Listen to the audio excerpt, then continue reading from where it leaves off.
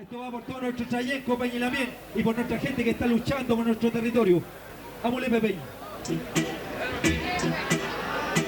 A ver la gente con las manos en el aire. Dice. Como el Ralco, quieren hacer lo mismo en Pilmaiquén, matando todo lo hermoso que tiene su nebulo en cada río. Tiene su fuerza y su belleza, no dejemos que lo destruyan con su represa como en Ralco. Quieren hacer lo mismo en Pilmaiquén, matando todo lo hermoso que tiene su nebulo en cada río. Tiene su fuerza y su belleza, no dejemos que la destruyan. El gobierno dice que estamos en crisis energética, que hay que construir centrales hidroeléctricas. Mentira, son intereses económicos que llenan los bolsillos de wincas políticos, haciendo embalse los balas con falsas expectativas.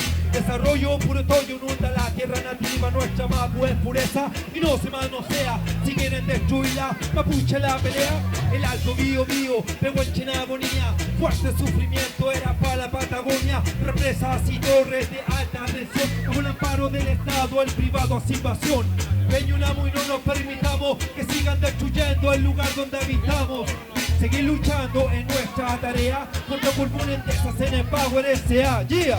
Como el Ralco, quieren hacer lo mismo en Pilmaiquén, matando todo lo hermoso que tiene su nebulo en cada río. Tiene su fuerza y su belleza, no dejemos que le destruyan con su represa como el Ralco. Quieren hacer lo mismo en Pilmaiquén, matando todo lo hermoso que tiene su nebulo en cada río. Tiene su fuerza y su belleza, no dejemos que le destruyan. Ahora, Pilmaiquén sin represa, peleita a ti. Tume sin represa, Eleita a ti, Carilafquén sin represa, eleita a ti, Pura Regua sin represa, eleita a ti, Río Maipo sin represa, eleita a ti, Río Ñuble sin represa. eleita a ti, Nuestros ríos no se venden, feleita a ti.